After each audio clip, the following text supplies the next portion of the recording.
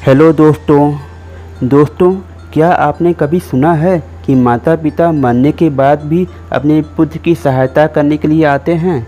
अगर नहीं सुना हो मेरे इस वीडियो को ज़रूर देखिएगा, पूरा देखिएगा, तभी आपको यह वीडियो समझ में आएगा।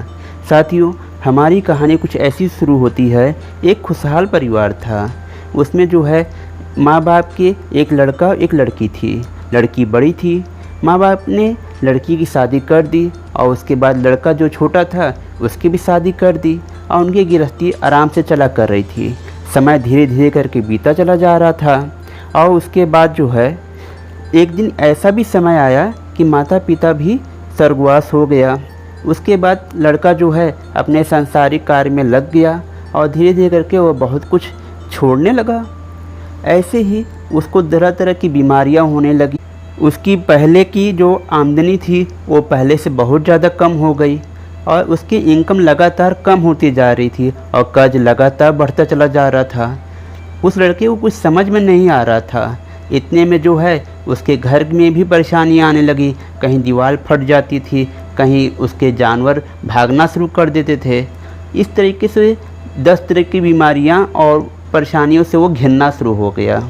ऐसे वह बहुत ज़्यादा परेशान हो गया और उसे समझ में नहीं आ रहा था कि पहले तो सब कुछ अच्छा चल रहा था, फिर अचानक ये मेरे माता पिता के मरने के 1 साल बाद ऐसा क्यों होने लगा। उसे कुछ नहीं समझ में आ रहा था। एक दिन वह पूरी रात जगते जगते ऐसे चेयर पर बैठ के सोच रहा था और उसी चेयर पे वो सो गया।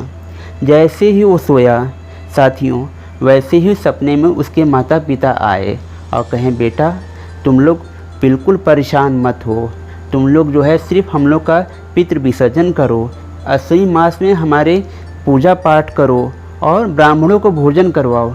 देखो तुम लोग के सारे तकलीफ़ धीरे धीरे करके कम हो जाएंगे। यह सब जो हो रहा है ये तुम्हारे भूल का नतीजा है। अपनी भूल को तुम सुधारो। उसके बाद उसके जैसे वो तुरंत सपने से जग गया और उसे अपने कहें, अरे मेरे माता पिता कहाँ चले गए। वो इधर उधर खोजने लगा लेकिन कहीं नहीं दिख रहे थे, क्योंकि वो तो पहले ही मर चुके थे। वो तो उनकी आत्मा आई थी उनके सपने में। और उसके बाद जो है वो एक पल के लिए मन में विचार किया और उसके बाद कहा, जैसे मेरे माता पिता ने मुझसे कहा है मैं अगले दिन वैसे ही सारा काम करूँगा। सौभाग्यवश अश्विनी मास चल रहा था और उसके बाद उसने ब्राह्मण को बुलवाया, घर में पूजा पाठ किया, नदी के किनारे जाके पिंड दान दिया और ब्राह्मणों को भोजन करवाया और दक्षिणा दिया। और जैसे ही ये सारा कार्यक्रम उसका पूरा हुआ, उसकी आमदनी बढ़ने लगी, बीमारियां अपने आप ठीक होने लगी। जितना भी उसका बिगड़ा हुआ काम था धीरे धीरे करके सब बनने लगा।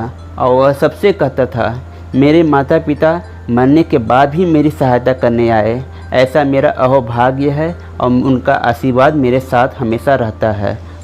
इस तरीके से साथियों यह कहानी तो यहीं पे समाप्त हो जाती है।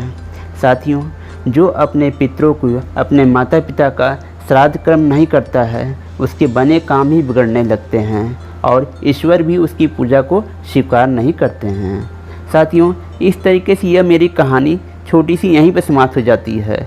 उम्मीद है आपको पसंद आई होगी। साथियों, अगर आपको पसंद आई हो इसे ज़्यादा से ज़्यादा लाइक करें, शेयर करें और मेरे चैनल को ज़रूर सब्सक्राइब करें। साथियों, आप लोग कमेंट करके ज़रूर बताइएगा कि आपको यह मेरी कहानी कैसी लगी। साथियों, मैं अगले वीडियो में फिर मिलूँगा, तब तक के लिए आप मुझे इजाज़त दीजिए।